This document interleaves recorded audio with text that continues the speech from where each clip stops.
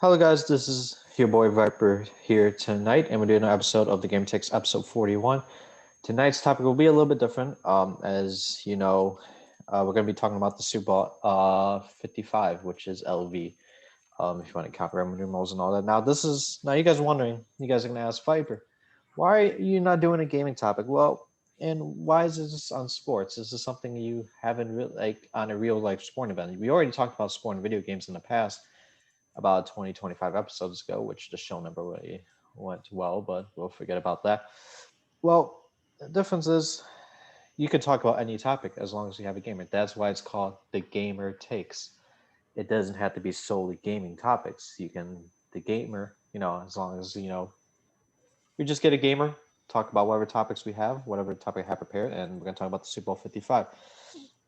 Now we're going to let our guest introduce himself. Yeah.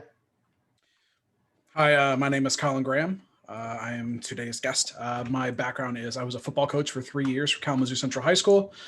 So my general idea of football is okay at best. I'm also the current head coach for Davenport University for their esports program. That's nice to hear.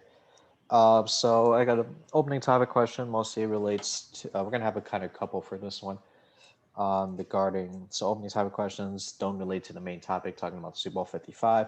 This is just kind of out of ordinary questions. Now, uh, how did you kind of become the? So I've is that where's Davenport University? Because I lived in Michigan. Is it really Kalamazoo, or I thought it was like, is it Kalamazoo?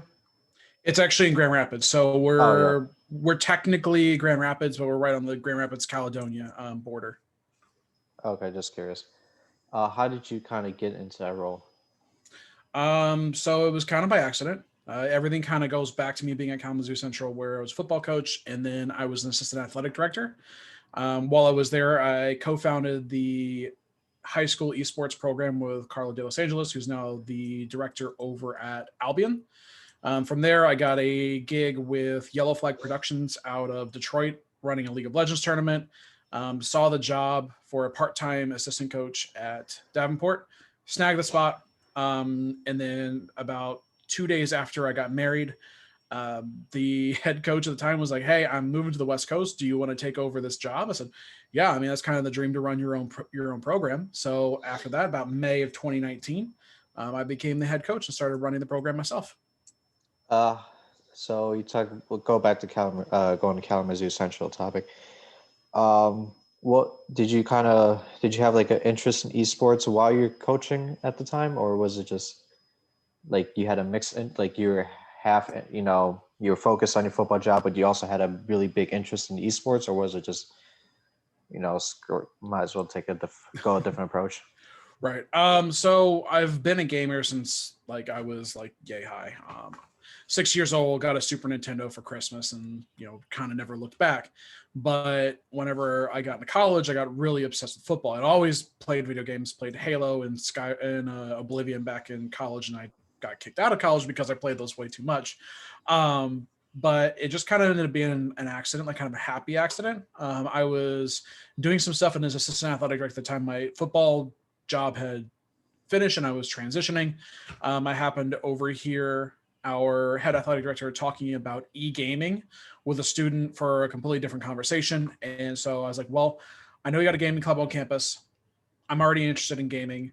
Let's see if we can make this an esports program and really dive into it. So it was really by accident, but it's something that, I've always been into coaching. I've really loved coaching. That's something that football, really like built inside of me. And then I've always been a gamer. So it was kind of a nice marriage of the two things and to really make that my career. Oh, that's interesting.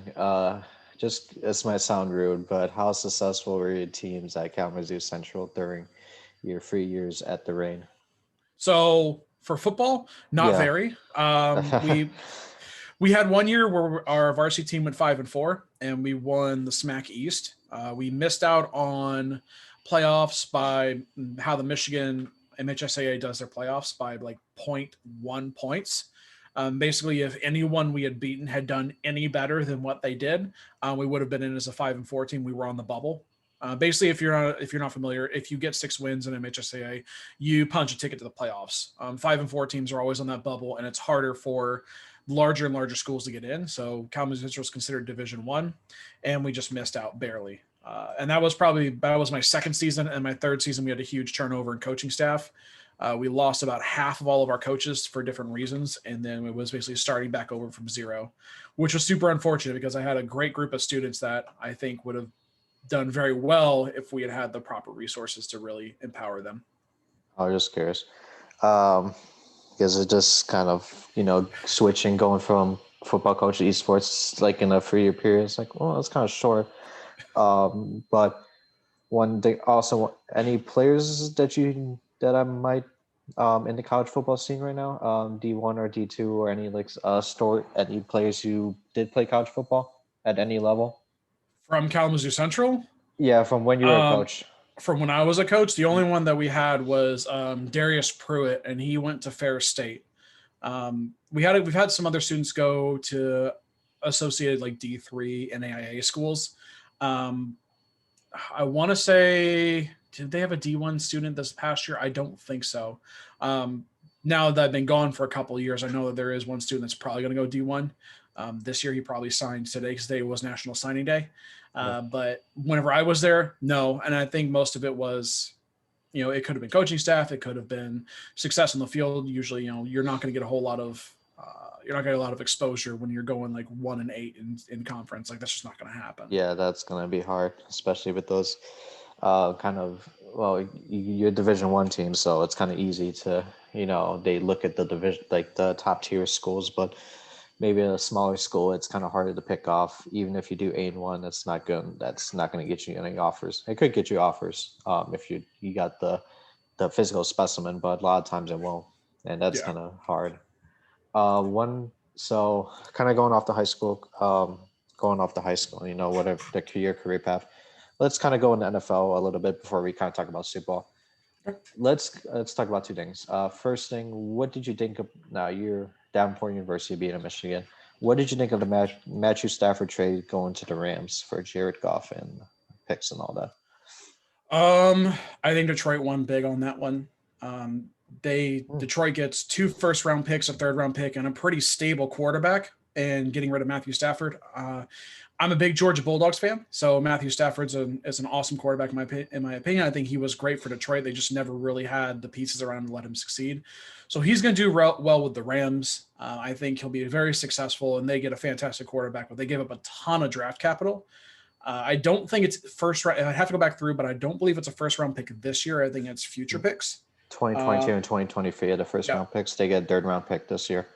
So, I mean, those first round picks, the value of them is really going to hinge on how the Rams do this next year. If the Rams go to the playoffs, now you're looking at a draft pick in the 20s to mid to high 20s, and it doesn't have a whole lot of draft capital, but still, that's 2 first round picks that you get on top of what you're getting. They could bomb again this year, get a top 10 pick, and then also get another pick in the first round. That's 2 very high-end players you can get right out the gate.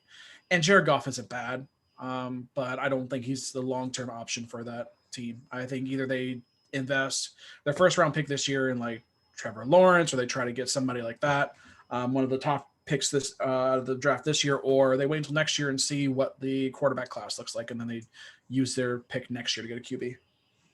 That's interesting because I thought when I saw the trade, I was like, it's a possible team. I think it was on the radar for a while, but it wasn't really on my high expectations. I don't think when I would look at the trade, I didn't think they're going to get a quarterback out of it. I thought it was just going to trade them. They're going to probably draft one. I do agree. I somewhat agree the Lions won the pick, but we got to see how it goes. I think it's hard to, as much as we have speculations who won, the Rams, they get Matthew Stafford, they lose the draft capital, which they won't get a first round pick until 2024, which is since 2016 when they drafted Goff. They haven't had a first round pick. So it's going to be really hard to see what you can do. You got talent on defensive side of the ball, offensive, you got good wide receivers. You're going to have hopefully you're going to have Cam Akers who's going to step up. Offensive line, I think it's all right. I don't know. I'm not really an offensive line guy. But that's where you got to focus on. Hopefully, I don't know if it's Super Bowl ready. Matthew Stafford hasn't won a playoff game. He's made it to two. Jared Goff has made it to Super Bowl. I don't know. It's an odd story, but it'll be interesting. Um, and for the Lions one, I wish they got a first round pick this year, but the Rams did not have any. I think that's what's killed them. If they got first round pick this year, another additional one to add on, just you get like a wide receiver as to what they're speculating between Waddle and I think Devontae Smith is kind of the high picks on those. So Alabama wide receivers, and then you pick up a quarterback. Either you got maybe it's going to be later in the round since the Rams made it to the playoffs as a 20. Maybe you go with a guy like Mac Jones if he's available before a team like Washington picks him up. Um, what do we expect the five quarterbacks? We got Trevor Lawrence, Zach Wilson, Justin Fields, Trey Lance, and Mac Jones. Those are five. Those are considered the five first rounds. I don't think anyone else would sneak in unless the line. What I thought about is, do you think they will trade Jared Goff? This year, no. I think they ride with him. I think they ride with him this year. I think they go quarterback next year. This year, if you're talking about Jalen Waddle or Devontae Smith, I think you take Devontae Smith. Honestly, if you can get him, you grab him. What is the? Do you have offhand what the draft order is right now? Where Lions Lions are fit? seven. Lions are seven. Or seven? I think they take. I think they take Jalen Waddle. I think they take Devontae Smith. If I he's think available. somebody's going to go way too far for Kyle Trask. I'm not high on Kyle Trask. I think he's okay. I think he's an okay quarterback. I'm I just think not that's crazy what you about him. kind of do. If you, I think you get him as a backup. I think if you kind of prepare, like if you develop him well, I think maybe he's got that one hype season for and all that. But if you go with maybe he seems like an NFL ready quarterback. Maybe just got to develop him a little bit more. Get him into a pocket out of the Florida system where it's just a lot of shotgun. Go him into the pocket. We don't know how Dan Campbell sets up his offenses or defenses, his schemes and all that, but I think you try to get Kyle Trask as a backup, develop him, and see what you can do with Jared Goff in the future. As you kind Mhm. of said, Jared Goff isn't going to be a long-term answer unless he has a astonishing season or a really well-rounded season with the Lions. Then I think Yeah. you. I mean, I will give Dan Mullen the most credit. He's been a QB coach. He was at Florida when Tebow was there. He was at Mississippi State with Dak Prescott. He's now been at Florida again as the head coach with Kyle Trask. He has a pedigree with quarterbacks. And he got a lot out of Kyle Trask this year. I think Kyle Trask's final game really kind of killed him. You could tell the rest of the team wasn't really there. They weren't really buying into it. I think it was their bowl game. They knew they had missed out on their big chance, so they were phoning it in. And I mean, maybe he's got a lot of grit. Maybe he's a quarterback that's going to come in and he's going to light it up because he's going to have a team around him that actually cares. I think that's a big thing about it. Talking about the offensive system that the Lions will be in. Being a Falcons fan, we've had to see the Saints twice a year, every year. And he's probably going to take a lot out of what Sean Payton did over the Saints. So you're going to see a lot of what, if you've seen Drew Brees do it, you're probably going to see whatever quarterback is at the Lions do it. So he's probably going to be out of the gun a lot. He's probably going to be spreaded out. I think you guys still have Kenny Galladay, which is great. I think he'll Yep. be a good big target. If If you he guys doesn't get go to free agency, he's a free agent. Yeah. sign him, man. Hmm. He came out of NIU. He's not a huge he's not probably not going to be too expensive. You grab him, you grab Devontae Smith. You've got two really good wide receivers you can put on the outside. Devontae Smith can run any route you throw at him. As long as Jared Goff can put it on the money, I think you actually have a really good season. Maybe back your way to the playoffs again, finish 10-6, 9-7, be a bubble team, um, and then go into that 2022 draft year with two first round picks, probably at the tail end. And then just kind of really shore up wherever you need, whether it's finding a quarterback or it's Defense. shoring up that offensive line or the defense. I mean, edge defenders are so important in today's day and age of the NFL. If you don't have a big edge guy, you're going to have a lot of problems. Yeah, I'm shocked the Lions are not going to try to go for that because I feel like the defense was a weak link, especially in the secondary. But I don't know if Maybe they want to give Jeff Okuda still kind of a run for his money because he got his third pick. He didn't really have a great season. Though he was kind of injured in the last couple. He started to improve his stock a little bit. The corners, they might not be good off the rip, but we'll see how that goes.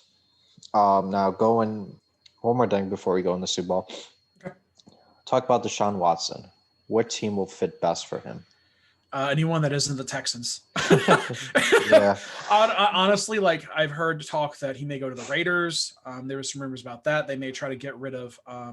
His name escapes me right now. Carr. Thank Derek you, Carr. Derek Carr. They may try to ship him out and bring in Deshaun Watson. I think Watson's great. Honestly, if I'm a Falcons fan, it depends on how cheap you can get him because he's a Georgia native. People would love to have him, but at the same time, they've come out and publicly said, we're not getting rid of Matt Ryan. We're not getting rid of Julio Jones. But I mean, there's a lot of systems that I think he could adapt to that he'd be very good in. But keep him out of the NFC South and I'm okay. Really, anywhere but the NFC South and the Texans, and I'm okay. Keep him out of the NFC in general. Leave him the AFC. I don't want to see him twice a year or even once a year where he's going to light up our team with a team that actually cares to have him there, that has a good front office, that has a good owner, that cares about people, cares about the players. I think an interesting team that could add up, they mentioned, was the 49ers. And that could work because of how good the defense is. Like the defense, barring injuries, you got a tight end. Hopefully your wide receiver core is improved. You got Ayuk, I think, had a pretty decent season. You get Samuel back if you can get him back. Add up to wide receivers, replace Jimmy Garoppolo. As much as the team made the Super Bowl, they almost won it. I don't think he's a quarterback that could. I think you just take him to the Texans. What about the Colts? It could be interesting. Yeah, I think that's a. I don't know. That would work for Matthew Stafford. But the thing with Watson's going to need some wide receivers. Because you're going to have wide receivers in free agency for the Colts. That could be an interesting pick. I don't know if they really want to do it, but I mean, they need one. They do need a quarterback. But I think they're going to look at free agency. I mean, right now they got Jacob Eason and they got Jacoby Brissett. Brissett did okay for them. They got him obviously from the Patriots, and Jacob Eason was a Georgia Bulldog, and then he was a Washington Husky. Yeah, and he's okay. He's like Matthew Stafford light. He's got pretty much the same arm strength. Just don't think he's as NFL ready. So I mean, they need a quarterback. They don't have Rivers, but if they don't have the wide receiving core, Deshaun Watson's not going to be a good fit there because he's just going to struggle for a whole year. Yeah, I think it'll be the 49ers is probably a good pick. We got to see what happens with free agency. It's going to happen in a month. See if maybe Indianapolis will work if you got the wide receiver. You prove your wide receivers, just say Hilton and my name is Pascal leaves and all that is going to be interesting. So now we're going to get into the main topic here, talking about Super Bowl 55. So we're going to start, and we're going to start with the Chiefs offensive line. Now, this is kind of an odd start, but Chiefs are going to be without two offensive tackles, and Mitchell Schwartz and Eric Fisher. Eric Fisher had Achilles injury. I forgot what Mitchell Schwartz's injury is. But how would this be a big weakness for a team, knowing how good the Bucs defensive line is? And yes, just yes. So when I coach offensive and defensive line. So I know that missing your starting left tackle is huge. The name of the game really anymore is pressure. Can you get pressure on the quarterback and put him into unfavorable positions? And the Buccaneers defensive line has had more pressures and more sacks this year than the Chiefs. They're going to get back there. I mean, Jason Pierre-Paul, while he's old, dude's old as dirt compared to most NFL edge rushers.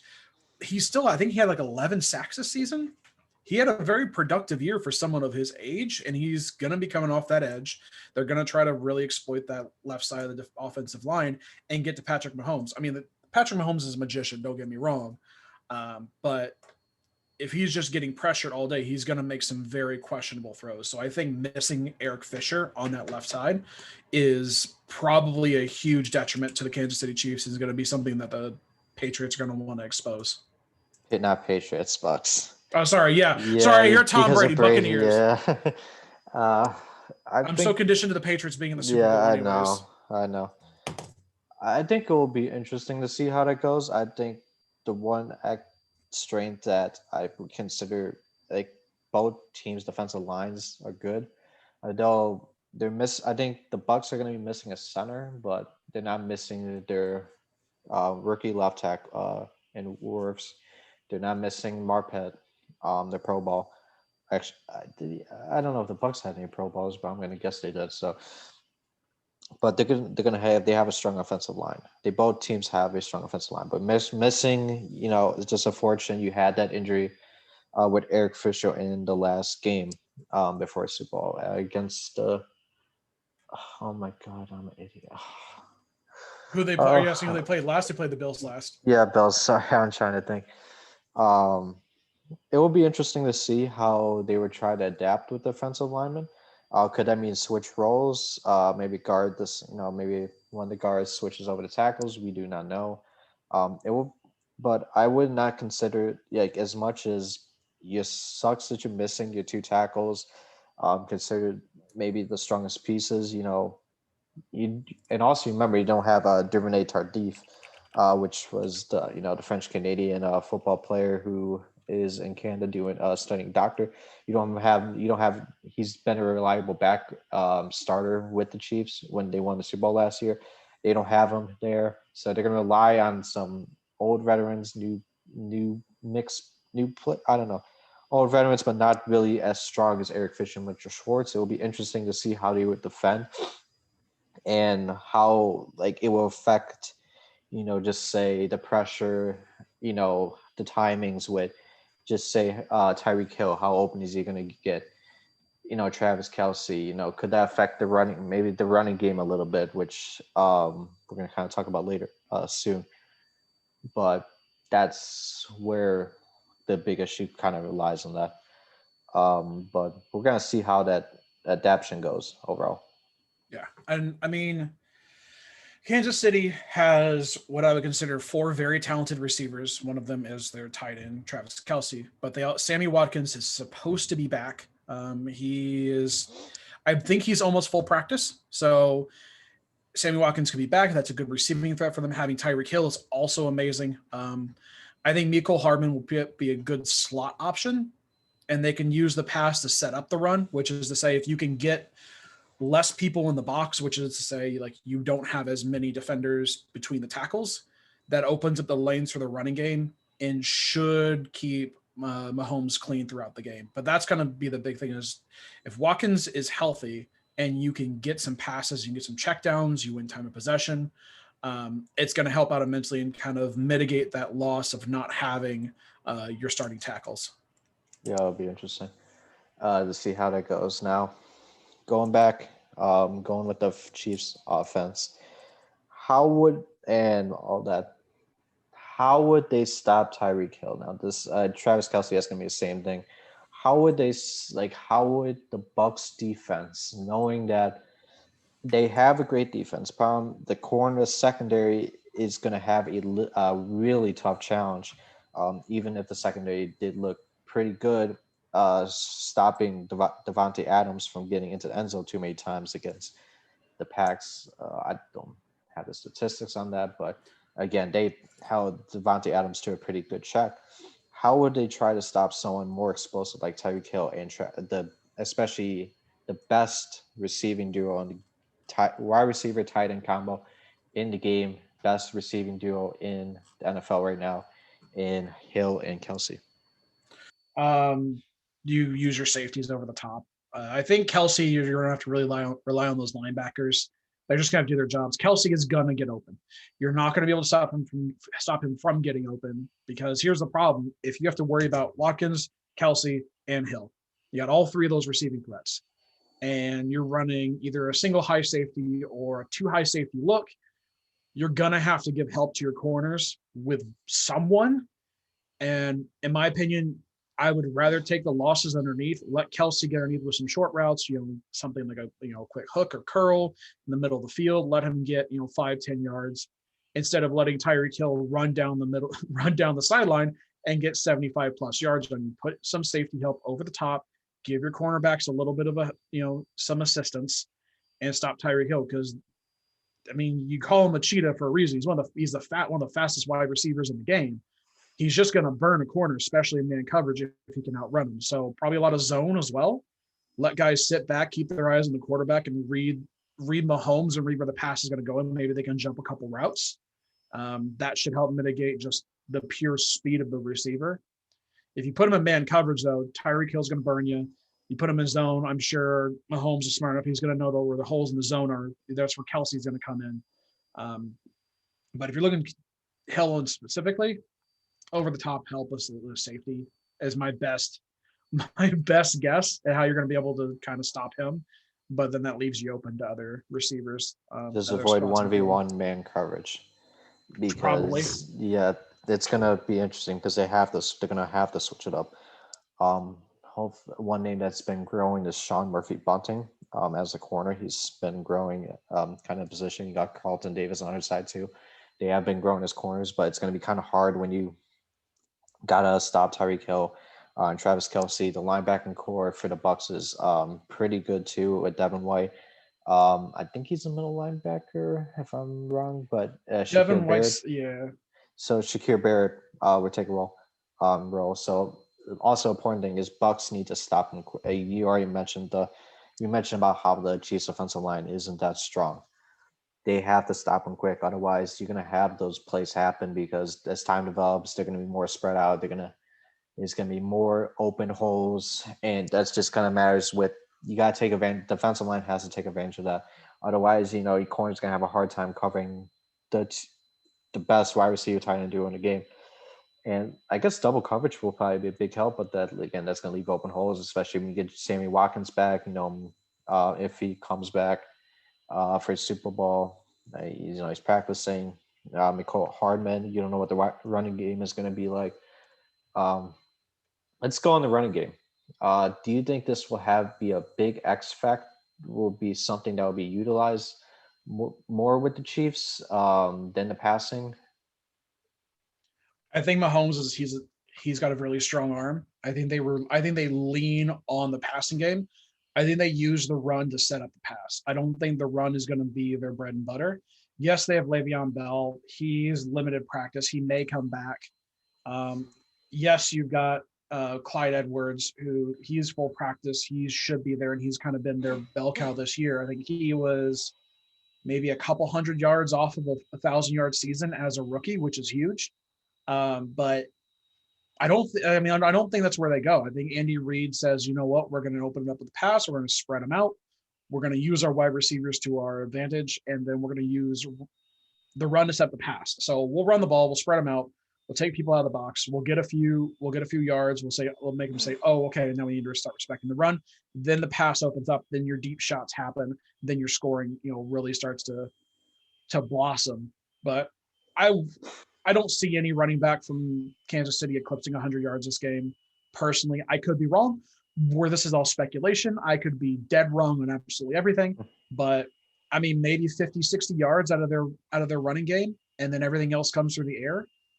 Maybe Mahomes gets a couple check down runs. He sees an opening on the edge, and he gets 10, 15 yards running, or 10, 15 yards rushing, and gets a couple first downs. But it's really going to be all about the pass for the Chiefs.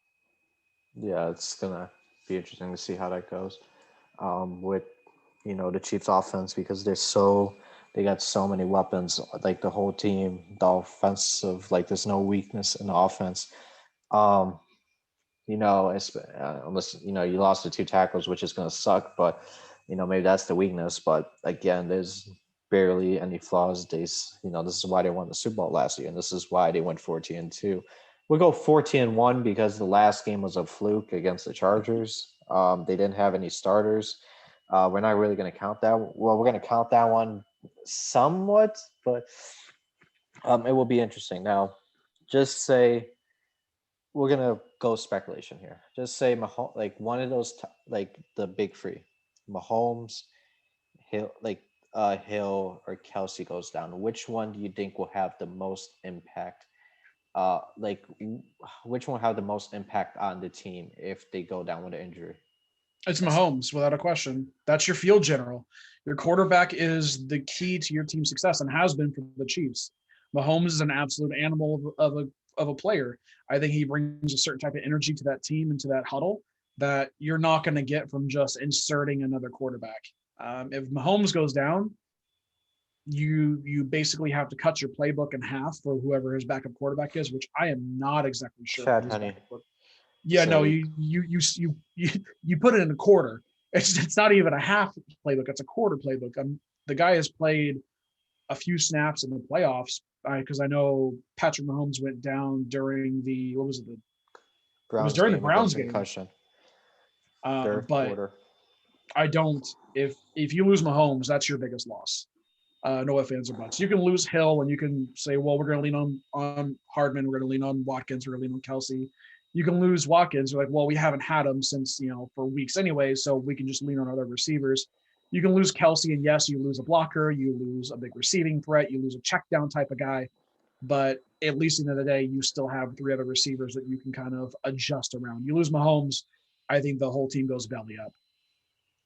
Even if he goes down the down 10, just say the down 10, fourth quarter, he goes down early in the fourth quarter, down 10 point. It's the start of the fourth quarter, 30-20. He goes down, Henny comes in. Is it possible to make the comeback? No, Wow.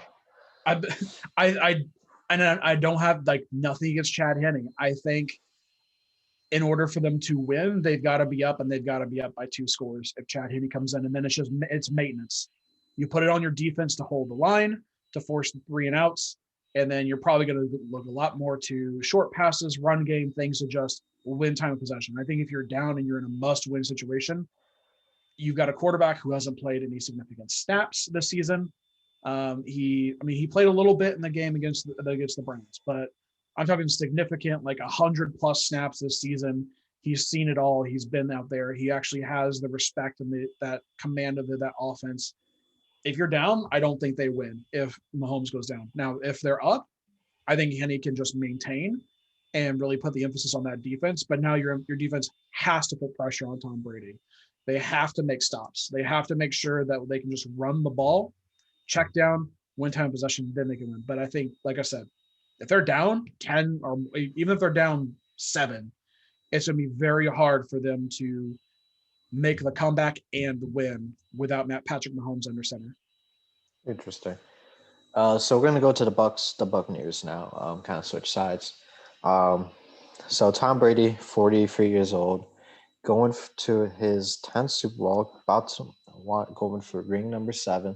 I think I saw the herd with Colin Coward today. He said he had his family move to a rental home for 12 days. So again, he lives in a big ass house in Tampa, 22,000 square feet. He tells them, get out, get out. I need to focus. And his 22,000 square foot house for 12 days as to prepare for a Super Bowl. That's crazy. As a fun fact, but how important will this Super Bowl win, knowing that he's considerably an underdog against one of the best offenses in the NFL and probably in history? It seems unstoppable. It's like the Alabama Crimson Tide this year.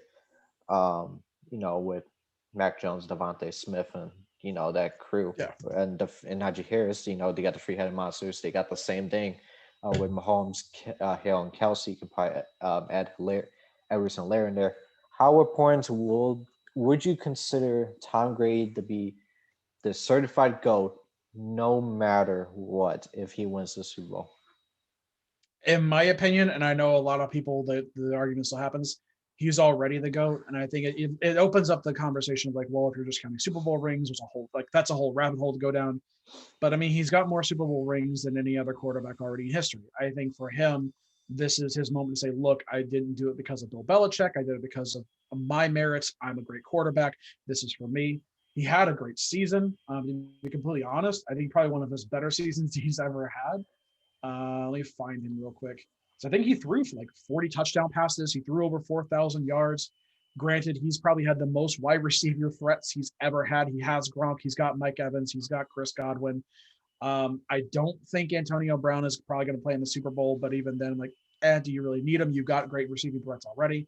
He's got a good running game to set him up with Leonard Fournette, Ronald Jones. But for him on a personal level, this is a statement game to say, I win this. I'm the greatest of all time. I did it without Bill Belichick. You can say, you can't say that I'm a product of a system anymore. I think that's super important to him. But I mean, I guess his mentality of get the heck out of my house. I don't want you here. I need to focus. It's just a hyper competitive mentality that he has. That he's 43 years old. He still takes this extremely serious, just like if he was a rookie. Which I mean, that's to be respected. But then again, he does a lot of things that I feel like a lot of rookies do, and it just comes off as kind of weird. But no, I mean, this is huge for him, and it should be. It's a Super Bowl. It should always be huge, regardless of how you've been in the NFL 1 year or 10 years or 15 years.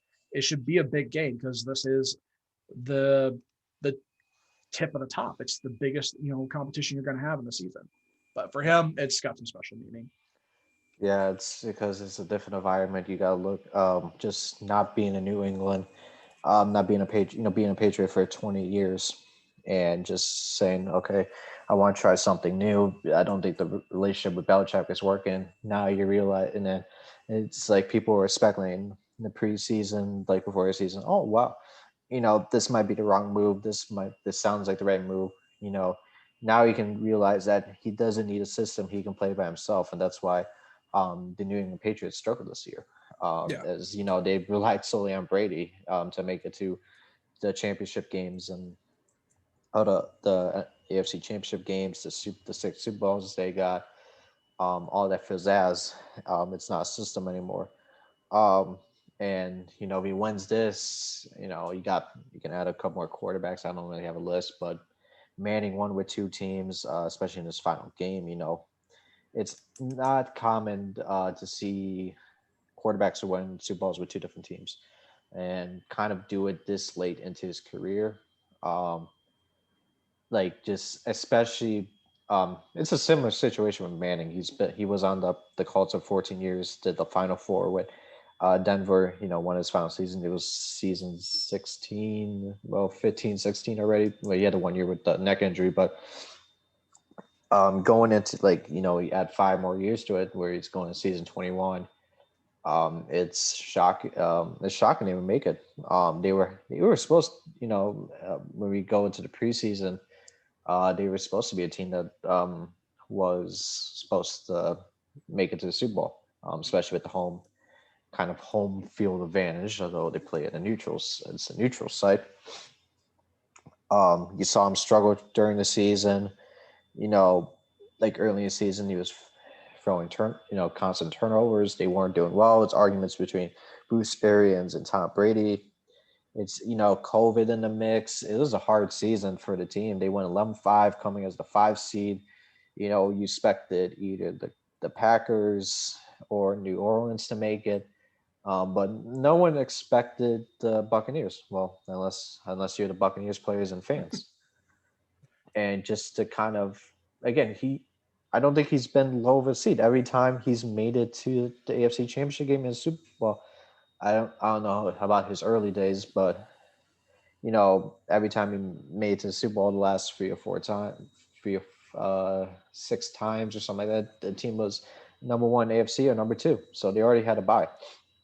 They were number five. They had to play 3 road games. Brady hasn't seen this, hasn't done it. And now it'll be interesting to see if he can cap it off with a Super Bowl victory. And with the GOAT conversation, we mentioned, yeah, he's already GOAT because he's won 6 Super Bowls and no one has ever done that.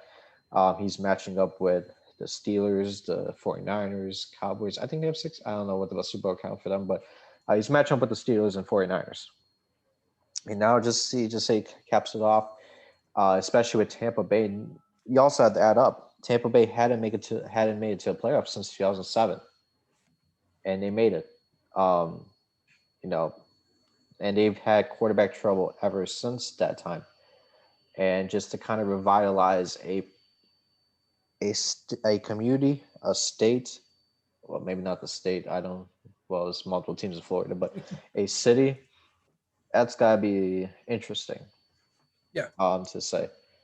and 'Cause the I GOAT don't. conversation should end there. Should end there. I think even if even if Mahomes wins 4 Super Bowls, he has passing records and all that. It's going to be hard to beat. He's 10,000 yards above Brady in yards. Touchdowns, all that, and he only has 4 Super Bowl wins. To say caps off at four, it's not going to be enough. Yeah, I don't think anyone takes the GOAT title from Brady. Now, if you're talking about passing yards, Drew Brees is still a phenomenal passer. He kind of set the tone for passers really that were under like 6'3". I think I think He's five Breeze is eleven. like he's 5'11". It's like I think he's like 6 foot. So like Breeze and Flutie and now like Russell Wilson, like we talk about quarterbacks that aren't huge or great. But in terms of just pure success over the time that they've been playing, Brady's already the GOAT. He wins this year, he'll it's still it just recertifies that he is. Even if he loses, he's made how many trips to the Super Bowl? He has, you said this is his 10th, Yep. and he's won 6 of them. So a 60% a 60% win rate in the If Super he Bowl is loses, yeah. insane. Yeah, if he loses, if he wins, then he's 7 out of 70%. That's huge. No one will ever be able to touch that. Even if Mahomes wins 4 in a row. Now it'll open up the conversation because he won 4 in a row, but it's also really expensive to keep a Super Bowl caliber team. And you talked earlier about how the Patriots just kind of fell apart this year. The Patriots were very smart with their money year in and year out. I know Tom Brady took multiple team-friendly contracts when he played for them. Yeah. That allowed them to make those bigger purchases of more star caliber players. And then this year they don't have Gronk, they don't have Brady. Those are 2 big pieces that they've had for multiple years during their successful runs. Um, and it's hard to replace those caliber of players. And I think they are just kind of like, I don't know what to do. We've had these players. I don't know who to buy. What does our cap space look like? So yeah, no. I went back and I looked at Brady's records. The closest he had to this was the New England Patriots in 2018 did go 11-5 regular season. So the same as the Bucks this year. I do not, and then they lost. That was the year they beat the Rams, so they did win the Super Bowl that year. And they beat the Chiefs in overtime, which I'm pretty sure was against Mahomes. I think I remember watching Yeah. that game. But I mean, 11-5 still not a bad. I know they came out rough, and then they came on strong at the end, and they're a fantastic team, front to back. He's got a lot of receiving threats. The defensive line is very strong. They've got a good running game. So, but yeah, no, if we're talking about Brady specifically, once again, anyone could win any number of Super Bowls and he'd still be considered the GOAT. Yeah, it's interesting to hear that conversation overall. So going, well, before we get more into the Bucks offense, Mhm. Bucks overall, we're gonna build Belichick. Brady's won 6 Super Bowls with them. Do you think the team will ever find success again with a new quarterback in the next 5 years? With Bill Belichick, like his ideology. Was Brady the sole reason the Patriots were successful, or was it a combination of Belichick and Brady? I think it was a combination. I think Belichick's going to have to kind of dig deep and find. I worry about someone who's had a quarterback for so long that they're stuck in a rut of like, this is the mold of the quarterback I'm looking for, especially in an age of Interesting. Yeah. of football where it's spread it out. Your mobile quarterbacks are becoming more and more successful. I'd say Mahomes is relatively mobile. Aaron Rodgers is a mobile-ish quarterback. You're seeing Lamar Jackson is an amazingly mobile quarterback and is extremely successful and is electrifying every time he touches the ball. Russell Wilson, another mobile quarterback. They just haven't had that. I think that when they try to get Cam Newton this year, they try to tap into that. Cam Newton just isn't the same player he was when he first came in. And there were reports whenever he first got on the Panthers and he played for Ron Rivera. Ron Rivera actually gave him half field reads. If you look at it, let's say you got a 4 wideout look, you've got 2 wideouts over here, 2 wideouts over here. You should be going through your progressions and seeing every single wideout. He said, no, Screw this half of the field. Only look at half the field. Only look at 2 wide receivers. If they're not open, throw it away or run it. And that worked really well for Cam Newton. Now with Bill Belichick, I'm sure his offense is much more it's much more elaborate. There's more he has to do, and I don't think he's really been as successful as a quarterback aside from his MVP year when they went to the Super Bowl. He hasn't quite hit that level of success, and so do I think Belichick in the next 5 years will find a good quarterback? Sure, I think they will. They've got their draft spot this year. Where are they? They're 15th. 15th, yeah. They Mac could. Jones area. I think people are sleeping on Mac Jones. I think he's. I think it goes Trevor Lawrence, and then I think it goes Mac Jones. And I think if he falls to 15th, I think New England takes him, and I think they do really well with him. Or Bill Belichick and Nick Saban, very good friends. They coached together for the Cleveland Browns.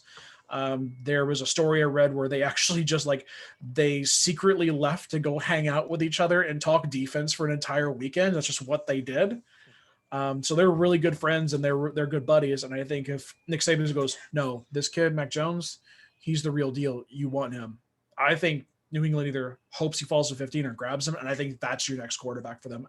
So this year, that's great. But in 5 years in general, absolutely. Bill Belichick's a phenomenal phenomenal head coach. He's an asshole. And he's just not friendly for interviewers, but it's because he's a very one-track minded type of coach. He's like, we're just here to win. I'm going to prepare my players, and we're going to go out and we're going to play the game, and we're going to play the best we can, and we're going to do what we can, to be successful. And I think 5 years, I think next year, if they find the right pieces in free agency and in the draft, I think New England finds their way back into the playoffs again next year. Annoyingly so, but I think they'll find their way back into the playoffs next year. Yeah, we'll see how that happens.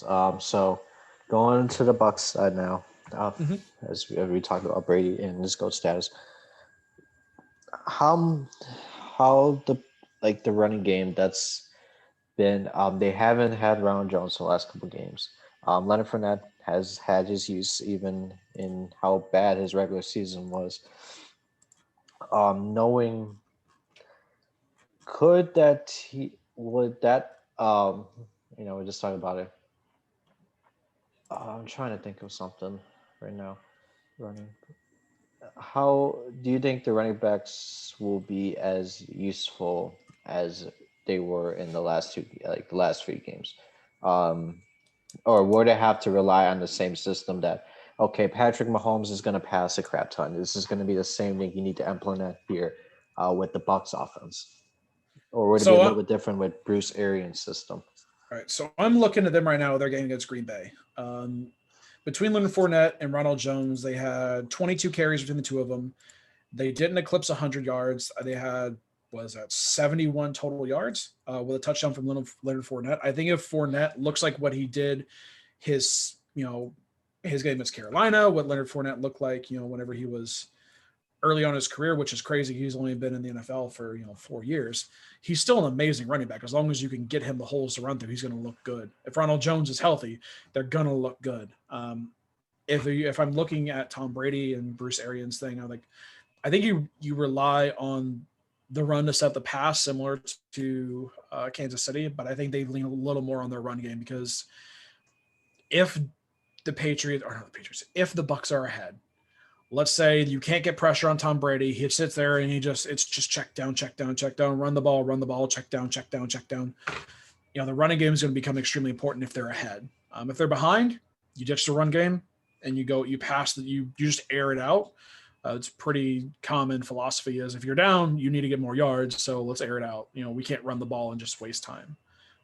But I don't know, man. I don't think they rely heavily on the run game. And then again, I need to know how many plays they're getting off each game. 22 carries in a game between the two of them, that's 22 plays. That's actually quite a bit of time, especially if you're eating up a lot of clock. But they're also not getting a lot of production out of them either. I think they see early, maybe first quarter, you got your scripted plays, first 15, you see what holes you can get out of the Kansas City front seven. If there's no holes available, you go there. And you win there. And then you run occasionally on first down or a third and short type of deals. But yeah, I'm not super well versed in Tampa Bay offense, but I'm going to say, basic ideas. You use it to see what's available. If it's not available, you air it out. If it's successful, you just keep running it until they stop it. Yeah, I think it's just gonna. I'm gonna be honest. I don't think the run game's gonna be useful again. It hasn't. As much as the Chiefs have relied more in the past, because they have those great wide receivers. This is the same thing for the Bucks. Good thing about both sides. They have great wide receivers, but the running game, I don't think it's gonna. It's been some. You gotta get Ron Jones. You gotta get Ron Jones over 100 yards. I think that's where you want to go. I think it could open up a new side offense. Overall, you have the Ryan passing, which again, the defense is pretty good. Um, as kind of the secondary is a little, I think, better than the Bucks secondary.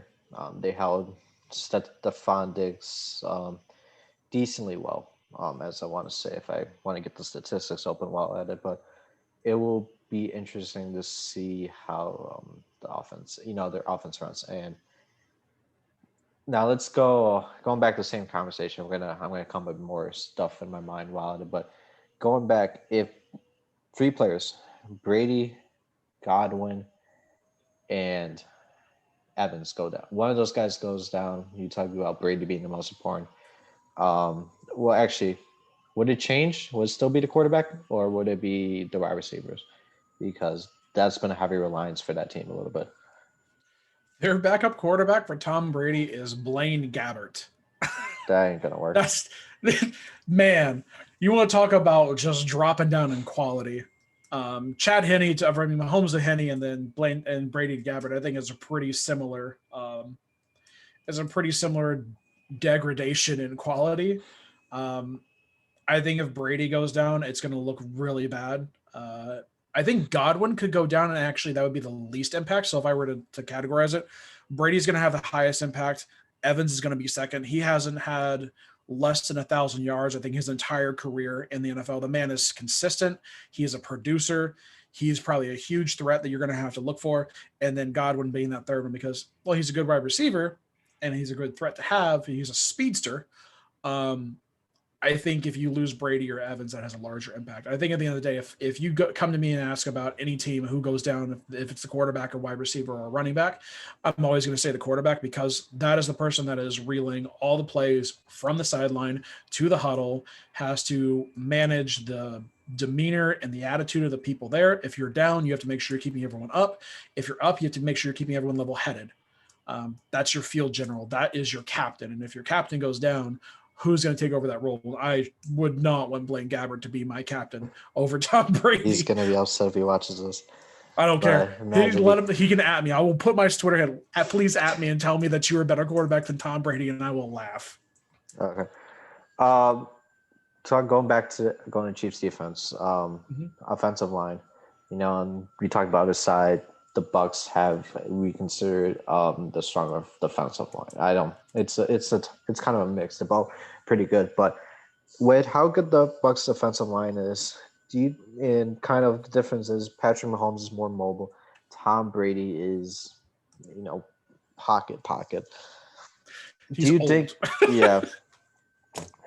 Who would you think the defensive line? You think the defensive line would? How important would the defensive line of Chiefs have to be to really make Tom Brady frustrated? Even because this is area where it could be really interesting. You look at guys like Chris Jones and Frank Clark; those are Pro Bowl top tier players. Mm-hmm. It will be interesting to come up with offensive line against the Bucks, which had a pretty good year. How many sacks would you think they will rack up? How many sacks do I think they will, or how many sacks do I think they need? It will, we'll go with those two guys. How much of a difference would it be if those two guys, Chris Jones and Frank Clark, get productive in game? I think they're extremely important. Like I said before, I'm a Falcons fan. I remember the 28-3 loss, to the Patriots. Yeah. I remember watching that comeback from Tom Brady. I think Chris Jones and Frank Clark, I'm not going to say they need. So they don't need necessarily sacks. Sacks are great. Get them if you can, because that's a good indicator of pressure. If you're hitting the quarterback and you're dirtying up his jersey and you're making him uncomfortable, you're having him make some bad throws to get the ball out early. If they can get 2, 3, maybe 4 sacks out of the two of them, I think that's fantastic. I'm going to put a little more emphasis on QB pressure and QB hits. As long as you're hitting him, as long as you're making him uncomfortable, and he's having to rush to getting that ball out of there, because he's older, but he's not stupid. He's going to know when to step up in the pocket. He has good pocket presence. He's going to know when to get rid of the ball. He's not going to make a lot of bad throws. But if you can force him to make a pick or two, I mean, his game against Green Bay his is game going to against be a big the one. yeah, the game against the Green Bay, he threw 3 picks. Yeah, I was going to talk about that. Like Yeah, I how mean, if you can force him to throw picks, that's going to be huge. But you don't necessarily need to sack the guy to do it. As a matter of fact, in order for him to throw a pick, you don't sack him at all. You just need to get there and you need to cause that pressure. So I would put more emphasis on QB pressure and hits out of those two, or any of the front seven from Kansas City. Be very unique in how you do stunts, who you bring, where you bring pressure, um, and just get to him. Because if you let him sit in the pocket and read the defense and go through his progressions, he's just going to pick you apart. And it's not going to be fun. You're just going to watch a systematic just failing of your defense. Because I remember the second that the Falcons could not get pressure on Tom Brady, which was that whole fourth quarter, you went from sacking him, hitting him for 3 quarters out of the game. You're up 28-3, and all of a sudden you're running the ball all the time and you're not getting pressure. Well, once you're not getting pressure, he can sit there and do what he's best at. But 3, 4 sacks out of the two of them would be phenomenal. That's huge. That's guaranteed. He is on the ground feeling your body weight on him, and it should rattle any quarterback. But if they can just get pressure on him, you could not get a sack. You could get 1 sack all game from a nose tackle, and that's it. But as long as you're getting pressure, that's going to have just as much of an impact as sacking the quarterback. we didn't talk. Well, we kind of wanted to talk. Well, we talked about interceptions. Like 3 straight possessions. Three straight possessions. I watched that. It was horrific. You just threw the balls and like just out of nowhere. Wasn't like some of them were kind of dropped balls from Mike Evans. One of them was drop ball from Mike Evans, and then it went into hands of a defender. Just some that were thrown air balls. Um, talking about the core. Is it Brady's fault? Is it gonna be wide receivers' fault? How would what would they need to do to stop Mike Evans? And just say from more about the Chiefs, how their defense runs. How would you kind of stop a guy like Mike Evans and Chris Godwin? Mostly Mike Evans because he's been more consistent. He's going to be that wide receiver one. He's going to be reliable at the end zone. I mean, I think it's the same. The You red take a zone. lot of the same. I think you take a lot of the same strategies. I think you put help over top. If you're in the red zone, he's a red zone threat. You can run a lot of zone. You can run like some tighter zones and try to get more people in the area. The great part about running zone is your DBs can kind of sit back in an area and their eyes can watch the quarterback. Watch where the quarterback's eyes are. Watch where he's going through his progressions, jump routes. I think that's going to be more advantageous than just going man to man, unless you've got someone that's physical on the outside. And I don't know what Brashad Breeland and the other DBs from. I mean, Travis Ward. or you Tyrann also have Mathieu Tyrann Matthew. Yeah, I mean, he was super physical in college, and he's a great safety. I think maybe you put him over and you give your corner some help with Tyrann Mathieu. That may be a way that you combat Mike Evans, but then again, you're putting whatever your other corner is probably on an island against what's most likely going to be Chris Godwin, and then I don't know. Then what's your other safety going to do? Probably run, hit some run fits, maybe, but it's usually the same idea. You've got a big wide receiver. They do the same thing with Julio Jones. We don't talk about Mike Thomas because all the dude runs is slants and curls anyways, so who cares?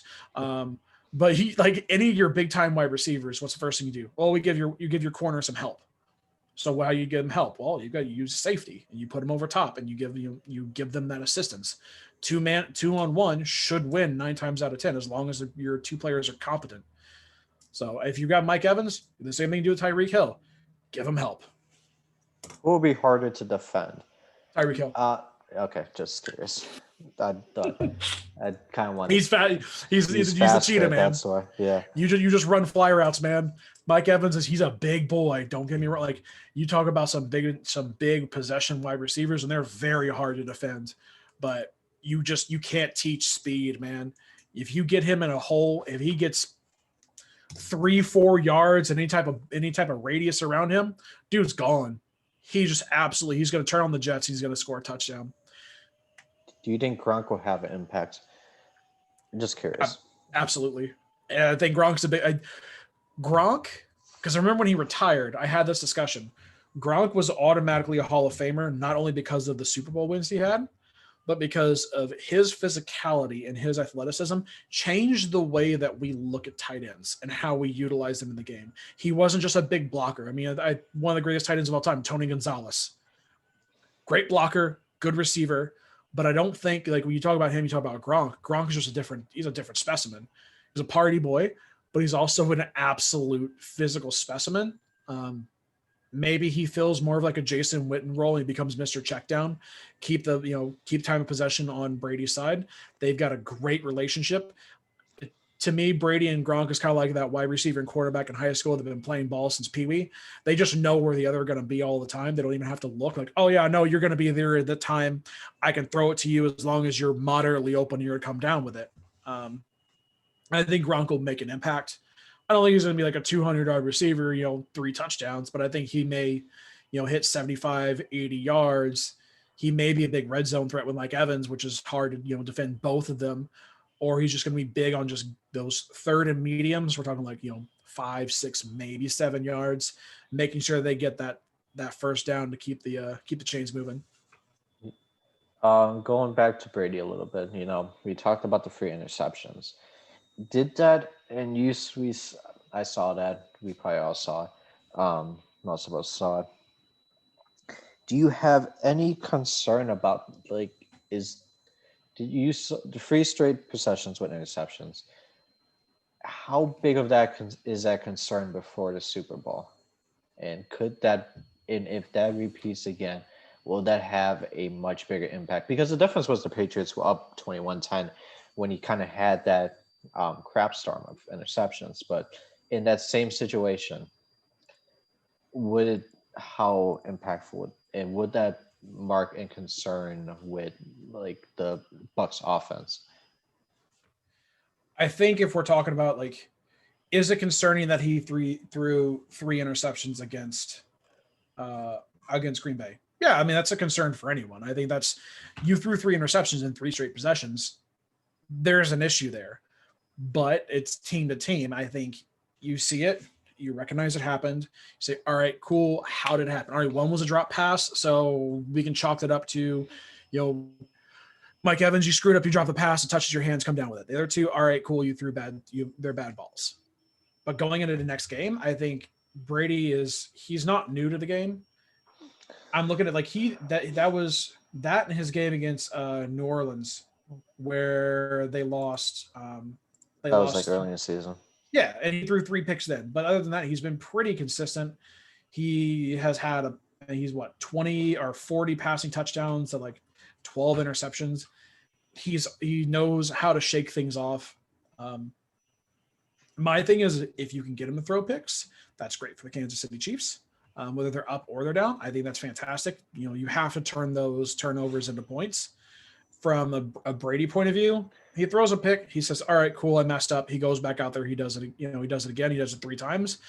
It's not going to be enough to rattle him. He's still going to be able to come back and execute the game plan. It's just because he's that good of a quarterback.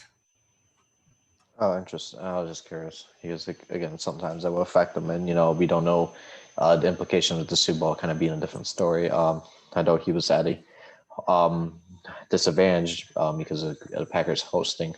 We don't know how big effect it will have in Super Bowl when, like, the whole world's, well, maybe not the whole world's watching, and whether 20, 30,000 fans you're going to have at stadium, but, could sometimes have it be a concern on how you want to set up your offenses. And, sometimes that could, set up your offense so those plays don't happen. how Bruce Arians wants to set up the offense for the Super Bowl, just so those mishaps won't happen, and if it does happen, it won't lead to interception, like just bad passes. It won't lead to interceptions or with the missed routes and all that. Going back, I'm going to talk about injury report a little bit and talk about.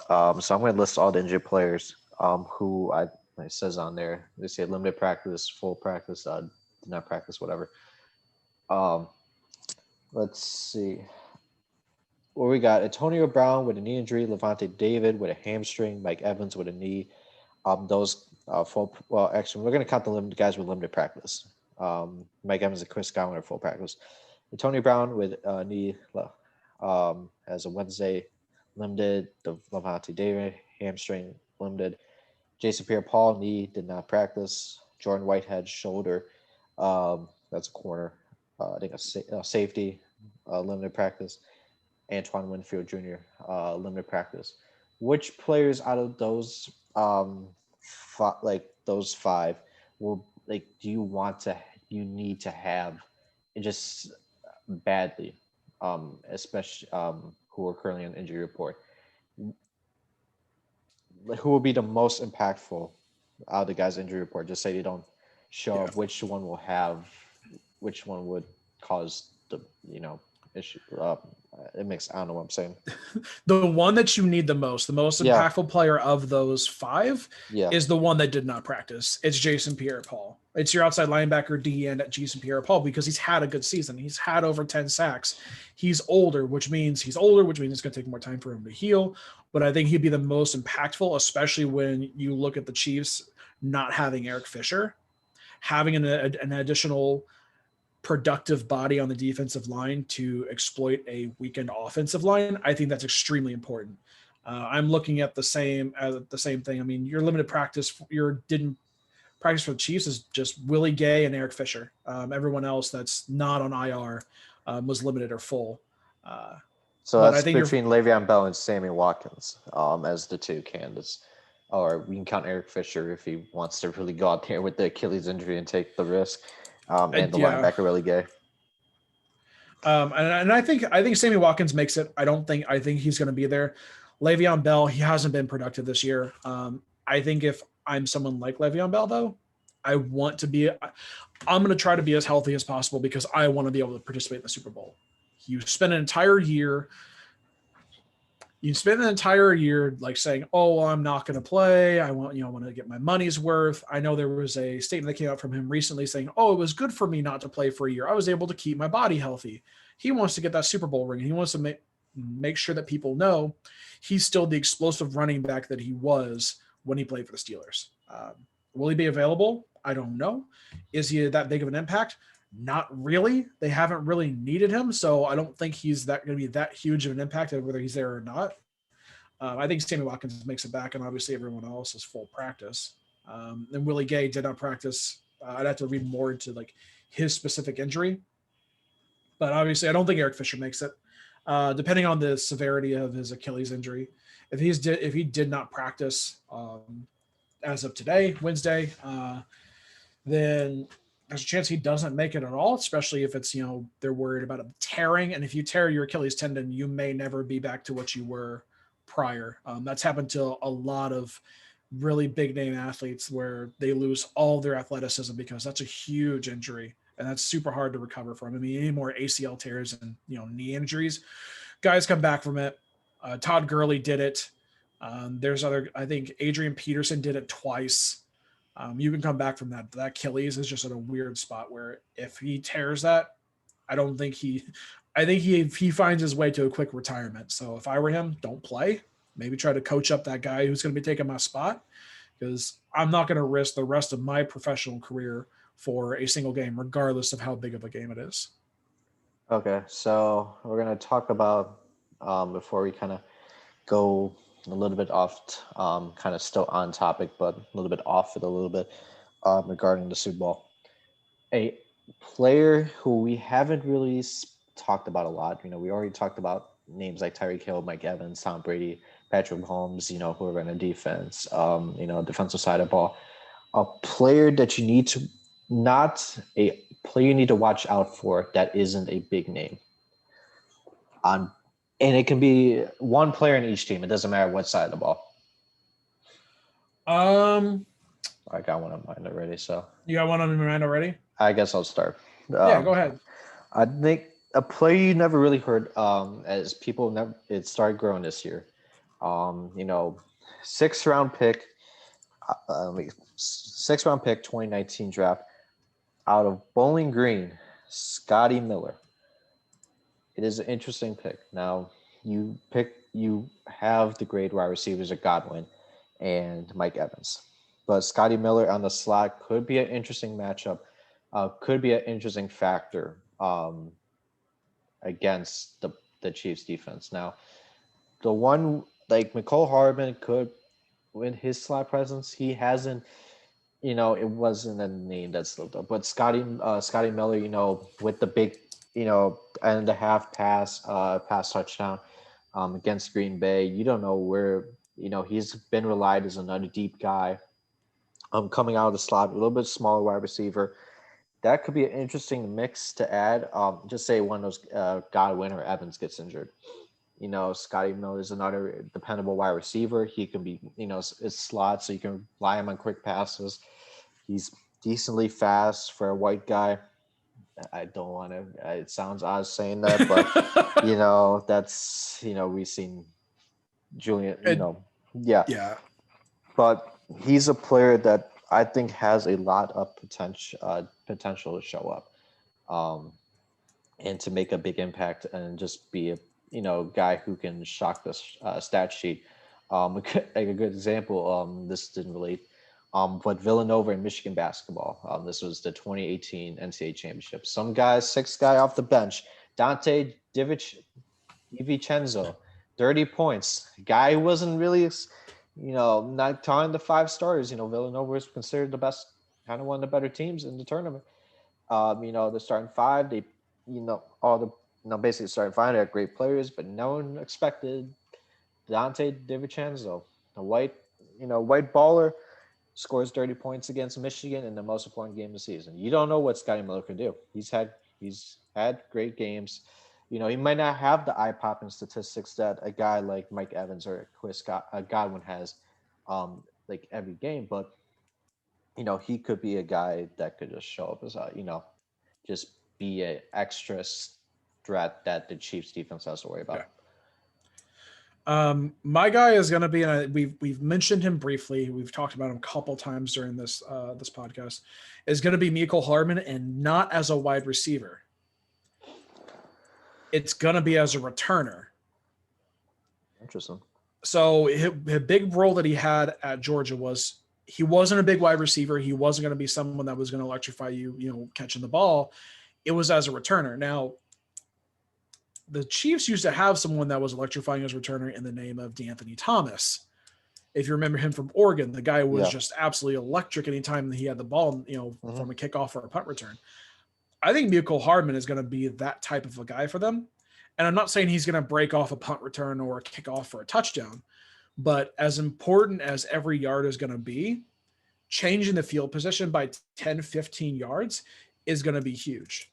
If there is a slight hiccup in special teams from the Buccaneers and he turns a 5-yard return into a 15 or a 20 or a 30-yard return, that's huge in terms of field position and changes how both sides of the ball react and what they could do in their playbook. Because if you now get it 30 yards on a punt return, you're in attack mode. You're not looking to run the ball and maintain time. You're like, hey, we got the momentum. We're going to pass it. We're going to catch them on their heels and we're going to go at them. And I think that's going to be huge. So that's my guy. That's my sneaky. You may not expect him. He may not light up the stat sheets in terms of what you're going to see as a wide receiver, but he also gives you options in some end around opportunities. A wildcat, you can give, you can run him out of the backfield and you can pitch the ball to him just because he's good from sideline to sideline. That's my pick. Is going to be Mecole Hardman. So now one more thing before we kind of get off top a little bit. We're going to talk about the rookie players. Now, this is rookie first year they make it to the Super Bowl. Two players we're going to talk about here is Clyde Edwards-Helaire versus Tristan Wirfs. offensive lineman for running back for Chiefs, Yep. offensive lineman, offensive tackle for the Bucks. Which one will be? Which one will have these? Coming out as the 13th pick and the 32nd. Which one will have more of it, like be more important for the structure of for the team overall? Tristan Wirfs having to stop the line, or Clyde Edwards-Helaire with the running. I'm a line coach, man. I'm always going to go offensive tackle is going to be more important. 9 times because the offensive tackle. Both guys have had great years too, so you gotta. Yeah. The lineman's always set. The line always sets everything up for the guys in the backfield. So Clyde Edwards-Helaire is going to really rely on the offensive line in front of him to set things up. Wirf is going to be able to set things up for Ronald Jones and for Leonard Fournette. And the thing is you're not going to hear it on television. It's going to be so disappointing. Tristan Wirfs could absolutely be the best rookie or the best offensive lineman on the field all day. And they'll be like, oh, man, look at this running game by the Tampa Bay Buccaneers. Man, Ronald Jones is really hitting these holes. Awesome. It's because your offensive line set it up for you. My worry for rookies is how are they going to deal with being in a game of this caliber? There was a thing that came out of Tom Brady. There was a player on the Buccaneers who was crying after they won the NFC Championship. He says, stop fucking crying. We're not done yet. We still got more work to do. That's the difference between someone they're there for the first time and someone who's been there. They've done that. They understand the process that it takes to be successful. Tristan Wirfs and Helaire, they're both going to be in a position where this is the biggest stage they've ever competed on. Tristan was he out of Iowa? Yeah, so he's never even he probably never went to a Big Ten championship. He never went to a bowl game that was like it was a New Year's Six Bowl. Maybe he went to one Orange Bowl or one Rose Bowl while he was at Iowa. This is the biggest stage he's ever been on. LSU, he's been there. He's done that. He's seen a national championship. He understands the roar of the crowd. He understands what that feels like.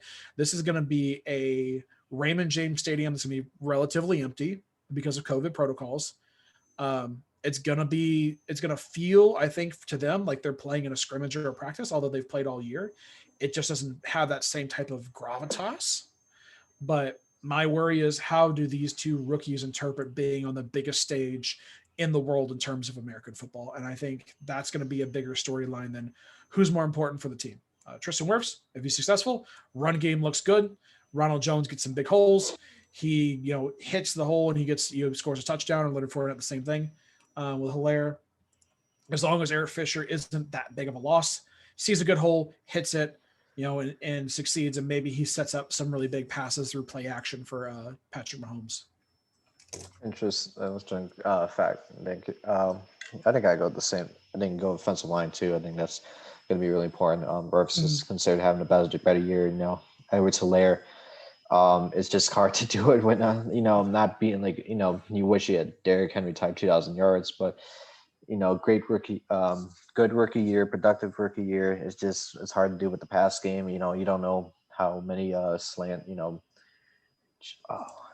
you're gonna kind of. Oh my God, screen passes you're gonna have. Running plays you're gonna have. So it's gonna be interesting to see how he does. But again, I think. Yeah, you're right. It's the first time in a big stage, especially for Wirfs. Edwards-Helaire, he won the national championship last year with LSU in 2019. So again, it'll be interesting to see how the rookies do. So we're gonna go before we announce the winner of the Super Bowl. We're gonna kind of go with the entertainment side a little, other factors, other stuff that will be happening around the Super Bowl. Since it's not solely to get this. Commercials, halftime show, other stuff. So being at the Raymond, so first thing is being at the Raymond James Stadium, even with not home field advantage, although it's a neutral game, as I mentioned before. How do you think, even with the crowd not being filled all the way and just being a home game, just basically a home game for the Buccaneers, how much impact would it have for both teams? So, a couple ways to go about this.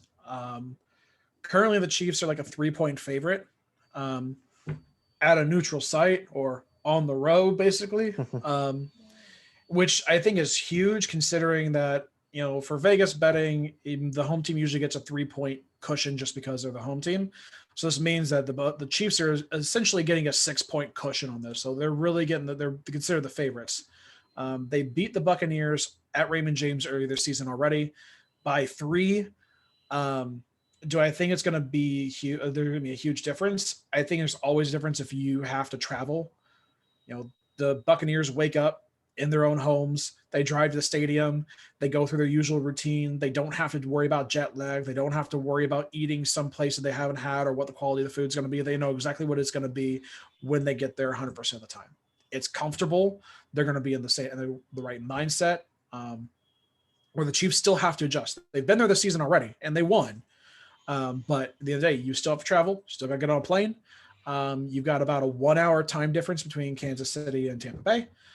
So Actually, it's 2. Is it 2? Yeah, it's the same time as Are they Mountain Time? Dallas. Yeah, the Mountain Time. Something. Gotcha. Wait, I'll search it up while you're getting at it. I was like, because they're Kansas City. I don't know if they're Kansas City's on the west side of the state. But I'm trying to think if they're considered Kansas City Mo or Kansas City, Kansas. Missouri. Okay. So I think the stadium still has an impact. It always will. You're not at home. You're not comfortable. But I think because of COVID protocols and not having a roaring stadium for the Super Bowl, it's going to feel it's not going to have as much of an impact. But I think there still will be something. I think them getting a 3-point favorite through betting is very generous for them. Not mine is Central Time. I thought they were Mountain. I'm not really correct with time. So the difference between Central and Mountain is it's a thin line. I think this Mountain starts around Colorado. Yeah. I was just curious. I thought I get used to. I don't know why I get used to it, but yeah, there are difference. I honestly don't think it's gonna make. I think it could have a little bit of impact now. It's just because it's gonna be you're gonna Super Bowls. Yeah, there's probably one team that's gonna dominate all of it with the fans and all that happens. But just being solely in the city of the host, it's more of an impact. Fans, it's whatever for both teams, but just you head to the Super Bowl, just say it's in Miami, Hard Rock, it's Miami, you got mixed fans, but you don't have the Miami, the whole city of Miami, the whole Broward-Dade, Miami-Dade County area also backing up the team. They're solely, big fans, but you got all of Hillsborough County. That's the Tampa. That's what Tampa's county is. All of Tampa coming. It's not a far drive. It's happy their home team makes it. You just got more homey like fans there. More you're gonna have fans coming from 10 to 15 minutes away. That's maybe an hour away. If you kind of go a little bit south on 75, 275, maybe towards Brandon or Sarasota or, St. Petersburg, they all support the team too. And it's hard to do it when it's a really big home field advantage. Now, I don't know. Again, we got to see how the difference is. I think Patrick Mahomes, again, he's played on a Super Bowl environment already. Brady, he's done it 9 times. I don't think it's going to impact him that much, but I'll be interesting to see how much, just see the impact it will have on the game, just solely if there's not going to be a lot of Chiefs fans there, because again, it's first thing, it's a small crowd. Second thing, you're in the home city of the team that's playing on it's going to be hard. It's probably going to be 92% Bucks fans, probably 8% Chiefs, and usually it's about a split line. So imagine how rowdy the fans get. But again, it's hard to do it when it's half crowd. Imagine if it was not COVID right now, and Tampa Bay was in the Super Bowl. Oh my gosh, that'll be hell for the Chiefs. But again, but also the big thing is Chiefs already play at one of the loudest stadiums, Arrowhead, which is so it's not hard for them. Well, again, they're the home team at that time, but you remember like the Chiefs fans always have the opposing team always has to call timeouts, same thing as a Century Lumen Field, Century Link Field in Seattle. So I'll be interested to see how that go, but I don't think just have it will have a little bit of impact because you don't really have too many fans supporting you. You're gonna have a lot of boos and all that. A lot more than what you expect for away, because again, maybe it's always a way you're gonna have a lot of boos, but just it's because it's also the most important game. It's gonna have a little bit of impact. Um, Going to the entertainment side, the weekend is going to be hosting the halftime show. Mhm. This is artists that Canadian artists. Not you should maybe have a U.S. artist, but how do you think the halftime show will go, especially when the weekend spent $7 million on it? I think the fact that he spent 7 million of his own money to get it just the way he wants, the expectations are going to be high. That it's going to be very high production value. It's going to be exactly what you think it's going to be because it's exactly what he thinks it's going to be. If in any way, shape, or form it flounders, people are going to be like, "Really, you spent 7 million for this?" Um, I expect it to be amazing. I enjoy the weekend. I like his music. Obviously, "Blinding Lights" was like one of the big songs of 2020, and you saw it all over everywhere, whether it was, Yep. social media or TikTok or whatever. Like it was just a big hit. Um, but I don't know. I think it'll be good. I honestly had no interest in watching any of the halftime show until I heard that he spent 7 million of his own money, and now I just want to tune in just to see how good it's going to be. How big is this going to be? Because I don't have any like concept of how much they typically spend on a halftime show. It could be $7 million and he straight up doubled the budget. It could be they spend one or two usually, and he's like, "No, that's not enough, fam. We're really gonna make this huge." So I'm gonna tune in just to see it, just to see how big and explosive it is, and I expect the best, bar none. I expect this to be the best halftime show of the Super Bowl of all time because you you threw in 7 million of your own hard-earned dollars into this halftime show. Did you watch the Super Bowl show last year? Halftime show with Shakira and Jennifer Lopez. I probably didn't. I couldn't Oh, even tell you what I was doing last year during the Super Bowl halftime show. Usually, like I said, usually I kind of, if I'm not super invested into either of the artists, I just kind of skim by. I think we probably at a friend's house, so it was probably on the TV, but we were all just like having our own conversations. Like, oh, there's a halftime show. Oh, this looks kind of cool. Go back to your own conversation. Wait until the football starts back up. Then my eyes are glued to the TV. yeah, little kids like the last year, especially when they got a little bit showy with with the outfits, and the butts, the butt twigs and all that. But or you can watch the halftime. You can probably search up on YouTube and you can Oh probably yeah. understand what I mean by that. Um, Tony, how excited are you? We already see Tony Romo as a analyst. How excited? Like, how many calls do you think he's going to have accurately correct? Oh man, you're talking about the Oracle right now. I don't know, three, four, maybe. That's it. Um, I, Wow. I he's very, very good, and I think that's a byproduct of someone who was he An didn't win a NFL Super player. Bowl. Yeah. Yeah, he didn't win a Super Bowl, but he was still a very good quarterback for the Dallas Cowboys, despite what some Dallas Cowboys fans may say.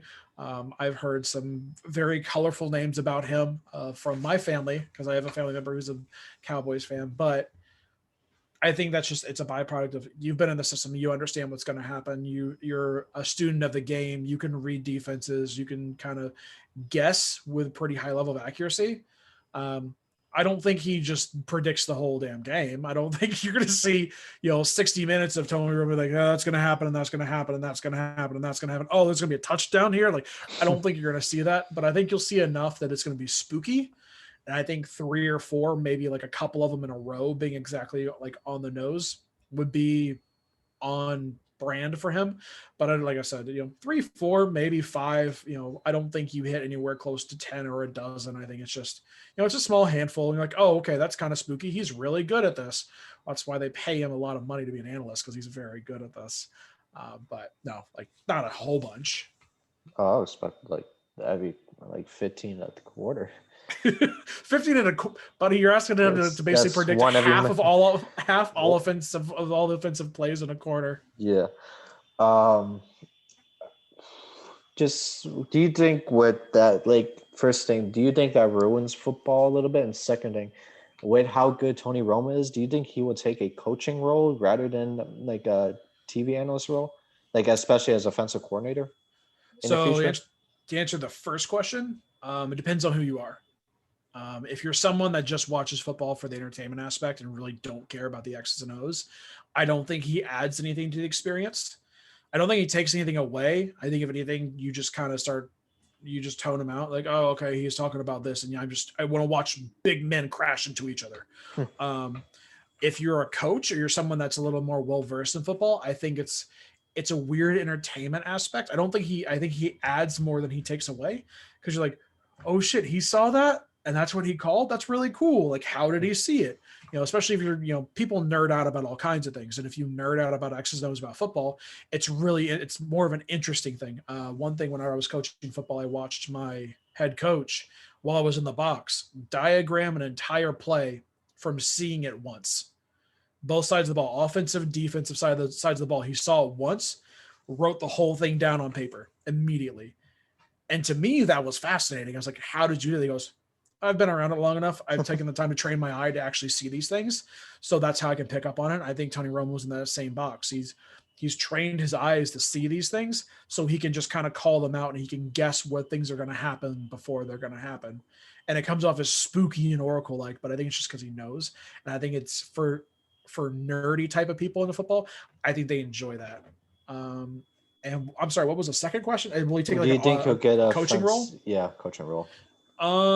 That question was always thrown around with different players, people like John Gruden. John Gruden ultimately did take a head coaching job with the Los Angeles Raiders, um, but it's going to have to come at the right price, and he's going to have to really decide if it's worth his time to go from basically giving up a couple hours a week for prep work to giving up 365 days of his life again to be not a player but a coach.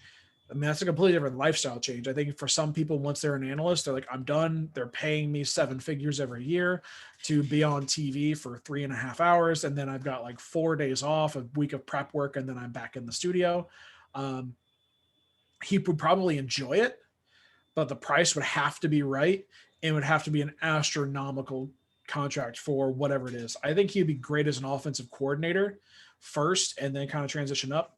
But I mean, nobody pays offensive coordinators enough money to lure you away from a cushy desk job. Yeah, that's curious because sometimes it could, again, it could be a little bit, but it could harm his career at the same time. To say he does like a John Gruden play, maybe a little bit, to where he goes from head coaching to analyst to head coaching. Now, what happens if he goes back to analyzing? Is he going to be the same? Is it going to be the same kind of excitement you had from his analysts, where he read plays perfectly? That could be a hard thing to kind of judge out of. To say he does, yeah, you read these plays on, just say the Cowboys coach, and just say he takes the head coaching guy job, replaces Mike McCarthy. Hey, how come you can read plays like that on the TV, but you can't read it when you're on the field? Well, unless you can't be in the skybox, that's unfortunate with head coaches, but offensive corners can be. But just say offense does bad and all that. It's like, why'd you not? It's just gonna be a lot of crap storm, and he comes back. It's probably not the same. Yeah, And I and think he'd rather take a job that's kind of more smooth sailing. Like you mentioned, 365 days a year just to coach a team that could possibly not win a Super Bowl, and you have to, it's longer days. It's not worth it. It might not be yeah, worth it for him. and I'm in that same boat. I don't think it's worth it. I think he's hit the end of his playing career. He's getting a nice paycheck to still be involved in the game and not have to be on the sidelines or not have to deal with the day in and day out grind. But some people are built different. Some people the reason that they're a player and the reason they go to coaching is because they enjoy still being actively involved in the game. And I think that's going to be a discussion between him and his family. And neither you nor myself will be able to really honestly, accurately speculate on what happens behind the closed doors of someone's family. But I don't know, like if he's someone who's super passionate about it and wants to give it a shot, I think, it's naive to expect someone to go from, oh, well, he's calling everything up in the skybox accurately to why can't you do it in a game time? Well, there's 100,000 different things going on when you're actively coaching a game, despite when you're just watching it from a sky cam or watching as a casual viewer. You're trying to juggle so many balls as someone when you're actively coaching, even an offensive coordinator. You have to know who's on the field, what personnel are you in, what you have to do. Am I reading the defense correctly, or what are they running? What are they most likely to run in these particular scenarios? Is it first and 10? Is it second and 10? Is it second and 5? What are the chances of them running in this particular defense, and where are the holes going to be? It's a whole bunch of stuff. Whereas he's like, well, this is the most likely scenario based on what I can see real quick and what the personnel they're in. Oh, they've got extra tight ends on one side. They're probably going to run the ball to the side because they've got extra heft when you think about more blockers, which is going to open up a lane for the running back. Like, I think he just kind of reads what the most likely scenario is. And 9 times out of 10, he's right, because some people are, while you want to be unpredictable, are very predictable in their play calling. But no, I don't think it's advantageous for him to leave. But then again, don't know. He may want to get back into coaching. That may be his long-term goal. He was just waiting for a spot to open up. So let's go on the commercial side now. Let's we're just gonna give a random number. How many GameStop commercials we're gonna see? I don't know, man. It depends on how much time they had to put these together beforehand. Because before this past week, they weren't doing too hot. I don't know. Maybe you see one. GameStop stock is now absolutely just plummeted. The squeeze is over. Everyone has gotten out. They got mad because big business decided that they're going to retake control of the stocks, which I don't agree with. But we're not going to get into that type of a discussion. But I don't know. Maybe one. Maybe you see one. It's for the gamers, and people go, "Oh my God, GameStop!" and they lose their mind over it. And it gets 10,000 upvotes on Reddit within 25 minutes. I mean, that'd be awesome. But I don't know. The commercials are always the fun part. And to me, it's not how many commercials do you see for any given company. It's the uniqueness and creativity of each individual commercial, and is it memorable? Some of your most memorable commercials have been Super Bowl commercials.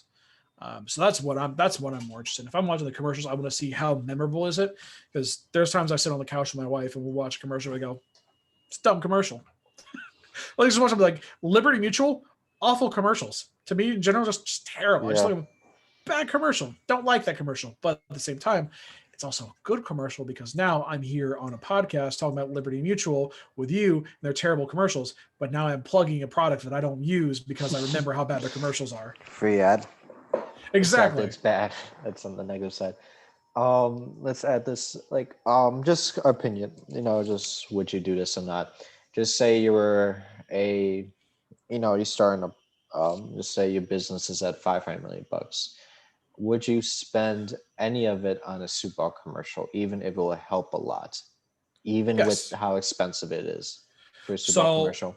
Miller Lite, I think, is who it was. There was a beer company that did a Super Bowl commercial a few years back. And they were like, well, because they charge per minute. It's like, I think now it's like $2 million a minute or something. It's something crazy. Like, we don't need that much time. We need 10 seconds. And it was just it was Miller High Life. And all it was the dude was yelling High Life. And that was it. That was the commercial. You spend 1/6 of what you would for a 1-minute commercial just for someone to yell High Life. It was a second. High Life. Boom. That's it. But you know what? That's been like 8 years ago. I still remember the commercial. Do I drink Miller High Life? No. But if I was someone that drank Miller High Life, I would remember that commercial, and I'm sure it would boost your sales. I think the return on investment for a Super Bowl commercial for most companies is totally worth it. you would Yeah, spend the especially if money you, because you're going to make yeah, more money over time. yeah, especially with how much you. It could be hard for like yeah, it's probably gonna be easy. Never mind, a stupid question to ask because I forgot about the return on investment going into stocks and all. Buy low, sell high. But that's not how it works with commercials. So nearing the end of the show, we're gonna go back to the actual football now. Okay. With everything we talked about, the Mm-hmm. offense and defense side for the Chief and Bucks, Mm-hmm. all we didn't talk about special teams, but that's who gives a shit. But again, we got Oh to man, care you're about gonna piss off some football coaches saying yeah, that. we got to care about special teams. I guess we'll care about special teams. It's not gonna matter. It could have an impact. Field goals. It could be who has the best field goal kicker against Harrison Bucker versus Ryan Suckup. Could be interesting to see how many points they will score, and you can do bets on that. Hey, special teams, they do their job. Might not be explosive like the offensive defense, but hey, you do have impact in the game. So sorry if I pissed off any special teamers, but hey, at least you're there. You're competing at the Super Bowl. You're not, like me, sitting at home, who's not even playing football or have any deep football experience. So again, hey, you're doing something great. You're making a lot more money than me. So going on all three assets. Okay, now we're gonna all three assets of the game with offense, defense, and special teams for both teams. Players, we talked about anything regarding both teams. Who is gonna win the Super Bowl and what will be the score? So I've talked about this with some friends. I think the Chiefs win. I think they win by 14. I think the final Hmm. score is 35-21. What I think happens is Brady gets some pressure on, like, keys to the game, right? What are the Chiefs' keys to the game? Get pressure on Brady, make him uncomfortable, make him throw bad passes. What's the Bucks' keys to the game? Shut down Tyreek Hill, limit who Patrick Mahomes can pass to, force them to run the ball. I think if you can get pressure on Tom Brady, he throws a pick or two, and you can turn those into points. You end up with a scenario late in the fourth. You've got the Bucks are down 7, they're driving, then maybe the Chiefs get a stop, and they drive down, they seal the game, win 35-21. I think it's a reasonable score. It's the under, because I think the over under on this is like 60 something points. It's like crazy amount. It's crazy high. Um, but I think the Chiefs win. I think it's a lot closer than it looks on paper. I think it's literally one mistake from the Buccaneers, and that's it. And the Chiefs just capitalize on it, and they maybe get a last second touchdown to make it look a little more of a decisive win. But it's a really close game. I think both of these teams on paper 3-point game when they first played in the season. So it should be exciting. It should be close. It should be very competitive. But I think somehow the Chiefs just happen to find their nice little 14-point lead. Maybe Jason Pierre-Paul doesn't play. You lose that edge pressure for the Bucks, and that helps out with the fact that you've lost that offensive tackle for the Chiefs, and they can really work off of that. MVP, MVP, Super Bowl MVP. Mahomes. And I think Chiefs win. I think Mahomes is MVP, and everybody shrugs their shoulders and says, yes, of course it was going to be Mahomes. He's an electrifying player. It's always your MVP is going to be a running back, a wide receiver, or a quarterback. It's not going to be an offensive lineman. It's probably not going to be a defensive player, whether it's defensive lineman or defensive back. Now, Actually, Von Miller. Von Miller, one exception. but like if Tyrann Mathieu gets like 3 picks, he gets all of them. Yeah, he gets it. Excuse me. Sure. But I think Chiefs win. Mahomes gets an MVP. Woo! And then everybody goes about their business. Mahomes now has back-to-back Super Bowl wins. It justifies his giant payday that he got this last offseason, the offseason before, where I think he's like set to make like it's something just stupid. Something 50 million a absolutely, year. yeah, it's ridiculous. Like, what's his total contract? It's like a 503 million for 10 years. it's 503 crazy. million. I think that's extension. So after his rookie contract, or I don't Yeah, know if it's a continuation of it, but it's one of those things. but I think it says, yeah, a $500 million contract, really worth it, because the amount of money that a franchise makes off of winning a Super Bowl pays for his contract. they'll make 500 million, they'll make $50 million just off of selling Mahomes and Tyreek Hill jerseys over the next 6-7 months. Just general just merch and season tickets that people will renew despite COVID. So yeah, that's it. Chiefs win 14. Patrick Mahomes, Super Bowl MVP. Everyone just kind of shrugs their shoulders and goes, "Yeah, that's what we expected." And then everybody goes home and goes about their business. I got. I'm gonna go with the same thing. I know as much as live about 2 hours away from Tampa. I'm a Brady fan. I've been a Brady fan for a long time. It's just it's hard to do it. As I voted Patriots every time they made the Super Bowl, no matter what team they first. Even if they were down. Actually, funny. I'll explain the funny story afterwards. Um, I'll go with the Chiefs. I thought it's gonna be a really close game. Not 14 points. I think I got 35-31. Oh, so you're going a 4 point game. That's real close. Yeah. And the and I feel like the Tampa Bay offense is gonna have like a little more fire. Just say the corners start off slow for the Chiefs. Not really big name corners, not like lockdown corners like a Jalen Ramsey or something like that. But they can defend. I think you get early scores from Mike Evans, Chris Godwin. That could it's going to be a really explosive first half. I think it's going to be, if I'm guessing, a first half probably tied at 21, and then the second half is going to be a slowdown a little bit. But it'll be interesting. But MVP, I think I gotta go with Tyreek Hill. I think it's a little bit, Mahomes is gonna, yeah, it makes sense. Mahomes gonna throw a lot of pass yards, especially if he goes 400. That's probably automatic. But I think Tyreek Hill gets like a couple touchdowns. Just seems like a Devontae Smith, in the college football playoff and all of college football, whole season. Just looked like an unstoppable threat. Getting 200 yards in a championship game and a half before, injuring his hand. Well, Hill's not gonna injure his hand this game, but let's not gonna speculate. Just comparing to Smith, he remember this. He had about 200, I think 150 or 170 yards or 210 yards in a half, versus the Buccaneers. You have to. This is a long time. Remember this. I watched it. He looked unstoppable. He had a 75-yard touchdown once. He got 210 yards in a half. So he has experience burning the Bucks secondary, even if the Bucks secondary is already improving a little bit.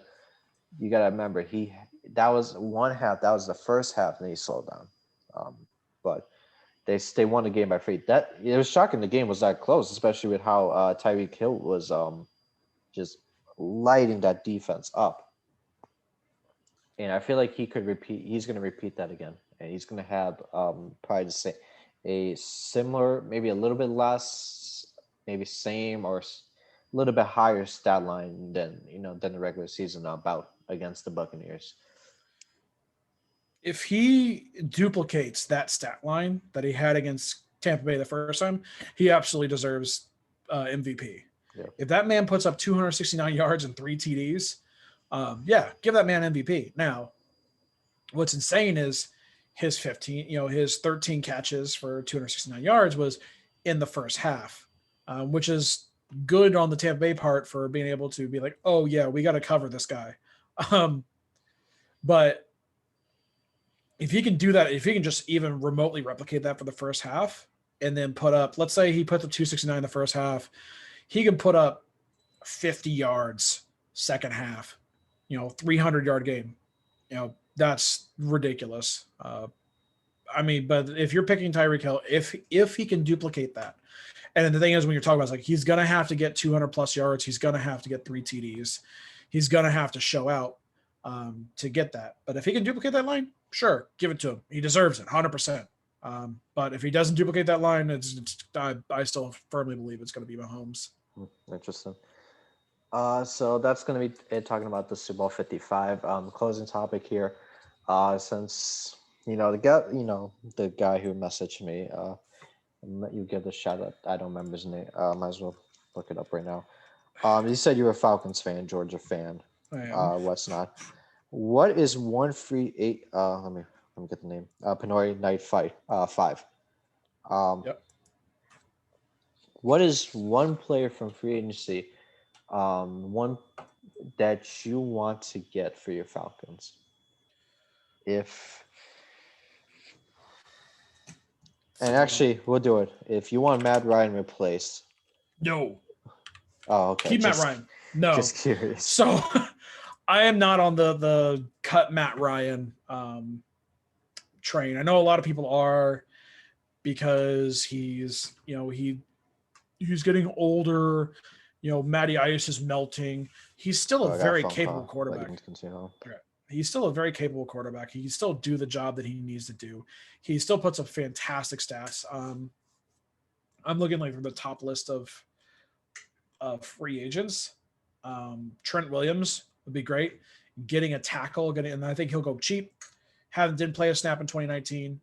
Um, I think Trent Williams is great because we need a lot of help on the offensive line. Even our new head coach came out and said, "Hey, our offensive line needs some work." So I think that'd be huge. Brandon Scherf would be huge.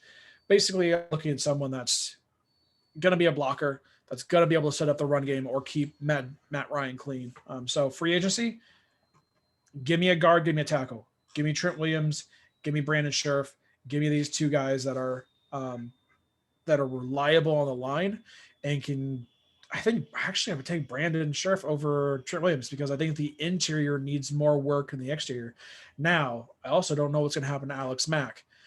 There's where I think he's retired, which is a huge blow to us because we don't really have a center to take his place, and that man has been a staple for a few years. When he was there when we went to the Super Bowl.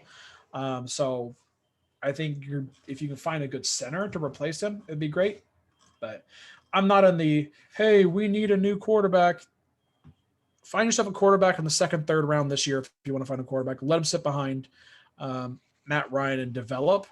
Or you can spend your draft capital and take someone like Kyle Trask or take someone like a Mac Jones, let him sit behind him for a year and let him develop, and then use your top 10 pick for that. But I think since they have they're higher than so they're the fourth overall. They're going to be in line to grab whoever they want almost, except for Trevor Lawrence.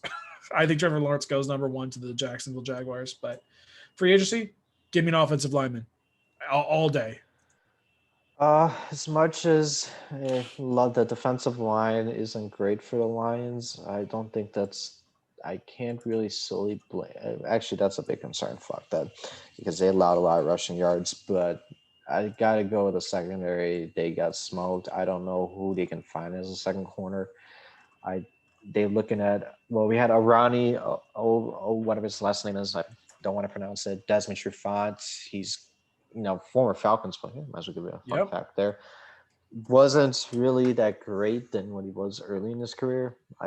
Don't I don't know. I don't really keep up with the Lions football that much this year. But hopefully Jeff Okuda can kind of have a great second year. I think they also mentioned this. Darius Slay did not really have a good first year as a corner. But yeah, I would look at a cornerback. I would look at anyone on the defensive side of the ball. I think, maybe linebackers, you kind of keep defensive linemen. You kind of look at, make sure you have an edge rusher, maybe just invest in the second round. I don't know really the big name who could be available in the second round as an edge rush. But if I got another phone call, sorry for this. You're fine.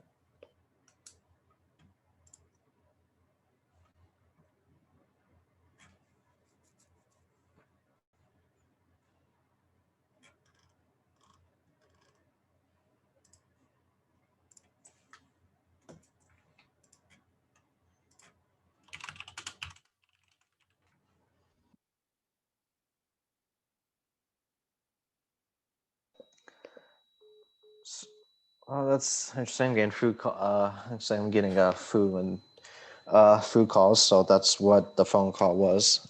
So it's also from my mom. So I can't really deny that the phone call. So sorry for the interruption there. No worries. Fortunately, you weren't talking at the time, so it was kind of hard to really continue on. But I gotta look at defensive line. I gotta look at the cornerback position. Let me look. Patrick Peterson's gonna be available for the Cardinals. I don't know that they're gonna Lions are gonna really take a risk at that. He's kind of getting at the old age a little bit. You know, maybe you look at a guy who can be a hybrid player, Shaquille Barrett, defensive linebacker. He can play defensive end position at the Lions, but I don't. If they made it to the Super Bowl, I don't think he wants to switch teams unless some anything happens. Um, it's just those two positions. I maybe a safety a little bit. Richard Sherman. That's maybe you get him for a cheaper value. I don't know if he really wants to go to the Lions. Didn't really have a great year. It's a lot of names that you can look at. You just gotta, but that's why I look at free agency and hopefully, some of these free agents could make an impact on the draft. But we'll see what happens. So that's going to be end of the podcast, the Game Takes podcast, episode 41, talking about Super Bowl 55. Do you want to give any shouts to anyone before we end off the podcast? I mean, I guess thanks to Carlo, Panoni 5 for kind of giving me the opportunity to do this. This has been great.